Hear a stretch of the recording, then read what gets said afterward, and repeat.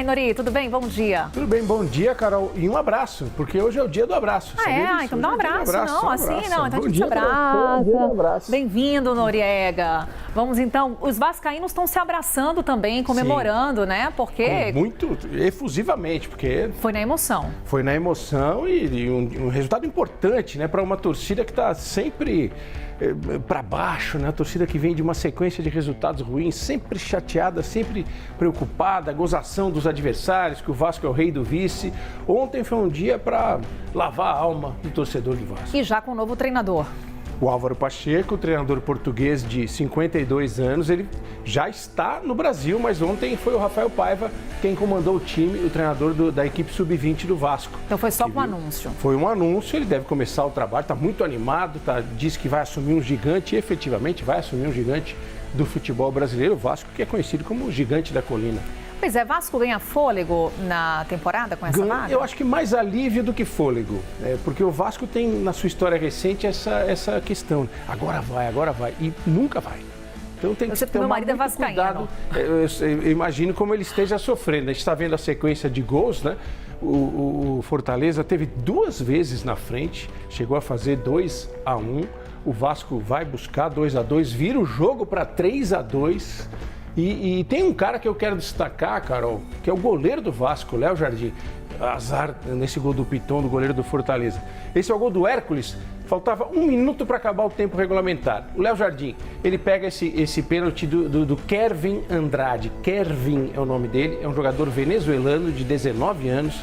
Fica muito triste a gente ver um jovem talentoso como isso. Mas olha a defesa que o Léo Jardim faz, Carol. Tava 3-3 o jogo, acabando. Ele vai buscar uma bola com o braço esquerdo, jogada do Moisés. Esse lance é decisivo para o jogo. A bola ainda quica à frente dele. Nessa imagem a gente percebe. Ele com a pontinha dos dedos garante a disputa dos pênaltis. E nos pênaltis ele faz a defesa na cobrança do Kervin Andrade, que resolve a situação do Vasco, a classificação para as oitavas de final. Então o Léo Jardim foi o herói do Vasco. E isso é curioso, né, Nori? Quando a gente fala de disputa em pênaltis, é sempre a estrela do goleiro que vai ali brilhar, mas já no jogo já brilhava a estrela dele. Já brilhava. Aquela defesa dele, o jogo 3-3, né? Depois do Vasco estar ganhando por 3-2. E ele faz essa defesa incrível, né? Uma jogada linda do Moisés, que é um dos principais jogadores do Fortaleza, um toque de muita qualidade, a bola vai toda viva ali, o gramado ruim não ajuda muito. Com essa defesa, ele joga o Vasco para decisão por pênalti e depois defende a última cobrança do Kervin Andrade, que ele possa ter aos 19 anos a sabedoria que todo jogador precisa, né? É um talento da Venezuela, jogador de seleção venezuelano. E fica aí, a alegria do Vasco contrasta com a decepção do Fortaleza. O Fortaleza é um time muito bem administrado, tem um treinador que está há muito tempo, o Juan Pablo Voivoda, argentino, mas está faltando ao Fortaleza aquele carimbo de uma conquista importante para chancelar esse trabalho administrativo e futebolístico muito bem feito. A gente segue falando de Copa do Brasil, Nori, agora olhando para a agenda do dia. Sim. O que a gente pode esperar dos jogos de hoje, da competição? Temos Corinthians em campo, é o mais pressionado? Não, a situação do Corinthians é tranquila, a gente vai ver como está, porque no jogo de ida, você teve a vitória do Corinthians por 2-1 sobre o América de Natal em Natal, um bom time do América de Natal, embora esteja na 4ª divisão do Campeonato Brasileiro. Então o Corinthians tem resultados muito favoráveis. Assim como o Galo, o Atlético Mineiro, tem diante do Sport, porque ganhou o primeiro jogo por 2-0, e o Flamengo, que ganhou em casa do Amazonas. Vai jogar agora em Manaus, inclusive o Gabigol, toda aquela polêmica, né? Fotografia com camisa do Corinthians. Ele foi muito bem recebido pela torcida do Flamengo, que é enorme em qualquer lugar do Brasil, também é em Manaus. Mas acho que a situação do Corinthians em campo ela é muito tranquila. O Corinthians tem um problema fora de campo administrativo, que é a questão de pagamento de comissão em relação a patrocínio de camisa. Esse é um rolo, Carol, tem laranja envolvido, empresa fantasma. Eu acho que esse é o maior dos problemas do Corinthians hoje. Dentro de campo a situação está bem tranquila. Ou seja, nem a saída do Cássio pode ser aí um... Em relação ao time, não. O time está num momento que... O que atrapalha o Corinthians hoje é a questão política, fundamentalmente. Bem, então são jogos de hoje da Copa do Brasil. Aqui o panorama que o Maurício Noriega traz pra gente. Agora vamos para os próximos. Fluminense e Sampaio Corrêa. O Fluminense ganhou por 2-0 o primeiro jogo. Vitória e Botafogo na Bahia, em Salvador. O Botafogo ganhou por 1-0 o primeiro jogo. E aqui nós temos Atlético Goianiense e Brusque. Vitória do Atlético Goianiense no primeiro jogo por 1-0.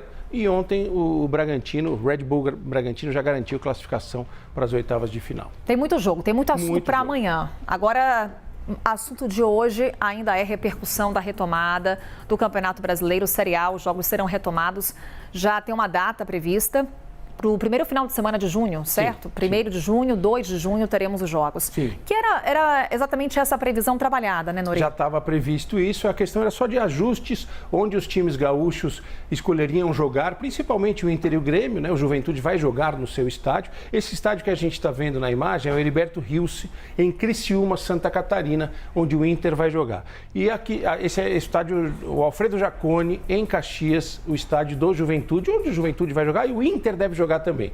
Esse estádio é o Couto Pereira, em Curitiba, onde o Grêmio decidiu jogar nessa retomada. Por quê? Os estádios do Grêmio e do Inter estão totalmente destruídos pelo que aconteceu na tragédia do Rio Grande do Sul. Aos poucos haverá essa retomada, a gente tem essas imagens aí, essa é a arena do Grêmio, completamente inundada.